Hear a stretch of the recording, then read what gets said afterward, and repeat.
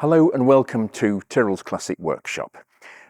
This time round we're looking at a car that's been in the background of a few videos, and understandably people have said, can we please have a bit of an insight into that, because it is such a sort of exotic car really, and that's the Ferrari F40.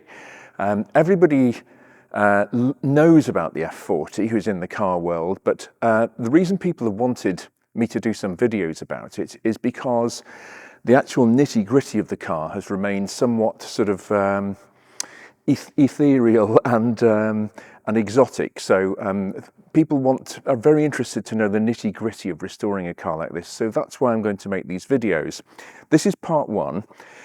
And we've got the most amazing canvas to work from with this car, because it's very low ownership history. It's done just over 20,000 kilometers from new, which is documented.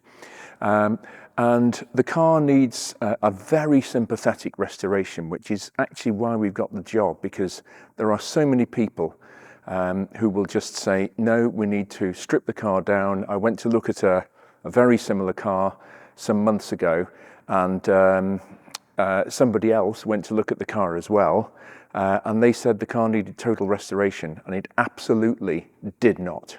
It was just beautifully original in a lot of ways. This car does need restoration, but it needs to be sympathetic. One of the areas that we're particularly focusing on with this car is the paintwork, because it's a big deal on F40s, paintwork.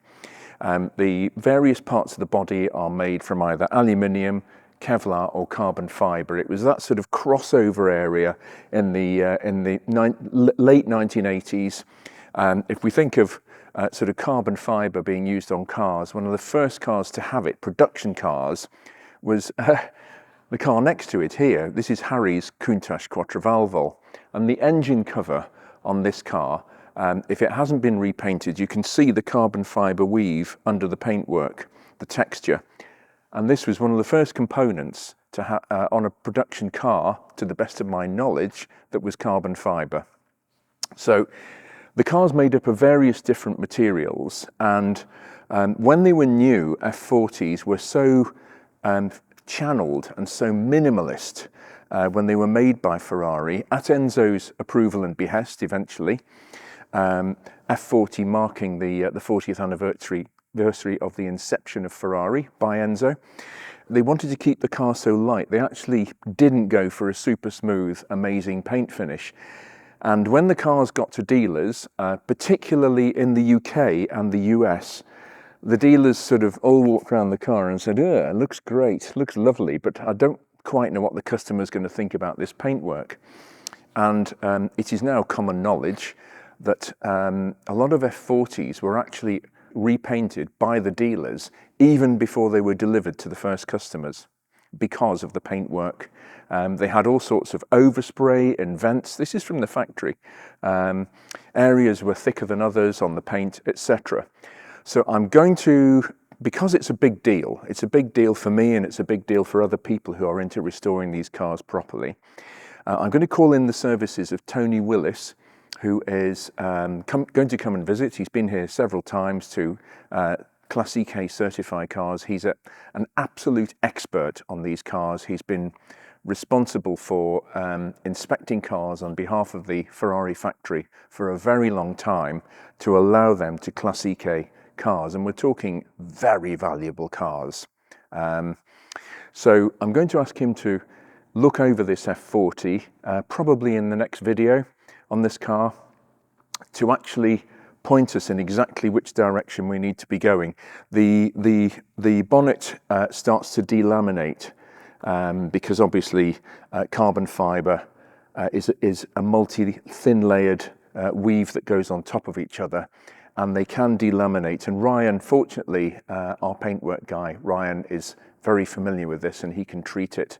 But it's all these things that are in play with it. It's very, very detailed work, this. You can't just launch yourself at it and say that'll do. Not at this level of the market. These cars, like a lot of others, have shot up in value. Vulgar subject. I never like discussing money really, but you've got to be talking £2.5 million now for a very good F40. one of the areas on the car that is lifed, a bit like parts on an aircraft. They have a certain life, and then even if they're not showing any signs of aging, they have to go and be replaced. One of these areas is the fuel tanks. We've taken the fuel tanks out of the car because they're one of the jobs that needs doing. And the original rest of world, apart from the US spec F40s, had these in them, rubber bladder tanks, which are obviously molded, but they're a laminated rubber. And they were originally certified for, depending on who you talk to, it's a bit like cam belts on Ferraris. First of all, they were 2 years, then they were 3. Ferrari moved the goalposts with the onset of technology and hindsight and how cars behaved in service. So these were originally lifed at 10 years, the fuel tanks, but these were replaced by a company in the UK. As you can see, this is what's called a bag tank, very light, and these are lifed at a maximum of 7 years. And in order to remove them, you have to take the whole back suspension off. So it's quite a job, actually, but we have to do it. So we're in the process of, as I say, all the other countries, apart from the US, actually had these bladder tanks, these bag tanks. The F40s that went to the US had a more conventional aluminium fuel tank. They're right in the middle of the car, either side of the engine, so they're well protected in all but the worst accidents. But lots of people in the rest of the world, everywhere apart from the US now, because it's cheaper and more convenient and it's a fix for life option, they actually replace them with aluminium tanks. But you have to be careful because it can invalidate the insurance, particularly if you have an accident where there is an impact to the middle of the car. One of the tanks bursts, a seam goes on the aluminium or something, or it bends and cracks. Fuel, fire, whatever. That's really the main reason why these tanks are of this type. If a sharp object like a bit of bodywork or something is to hit them, they just bounce back. I mean, you know, this is racing car stuff. These have been around. I think bag fuel tanks have been around since the 1970s. We've actually changed them on 1970s racing cars. So that's one of the parts of the job that we're doing.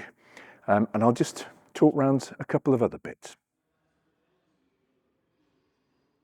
Well, to go back to my earlier word about sympathetic, this is our ethos here. This is our philosophy, to try and restore original where we can, rather than just throw new parts and resources at things, because there's something wonderfully satisfying about bringing an original interior or whatever it is back to life and making it lovely again.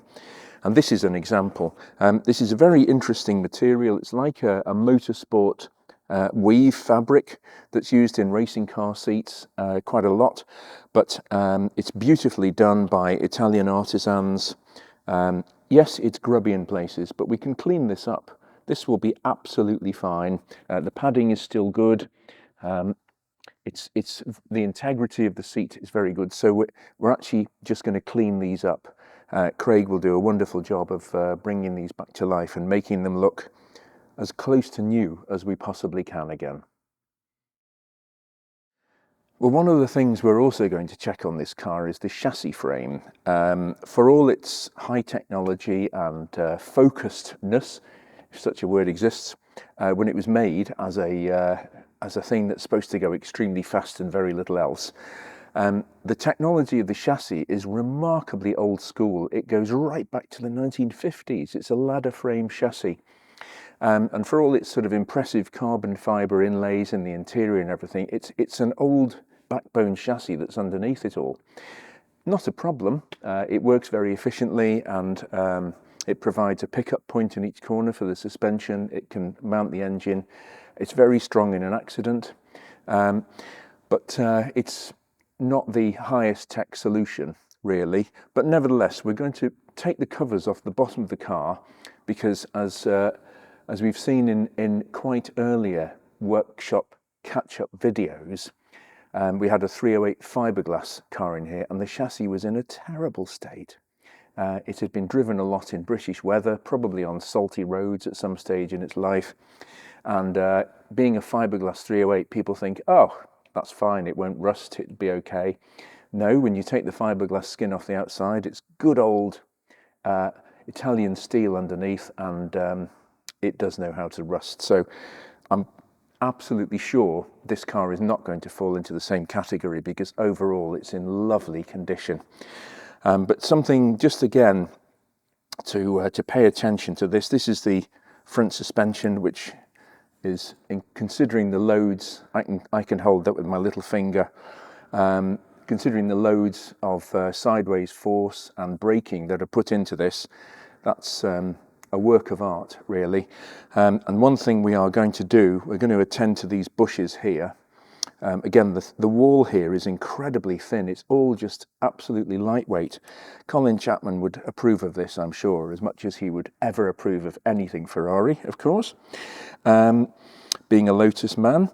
But the delight of this is we can attend to the bushes, but this is the original factory stenciling on the suspension arm. And the beauty of this is it's in such good condition. This will clean up and reuse, and we can retain all these lovely details of the suspension. So sometimes less is more in situations like this, and this is one of them.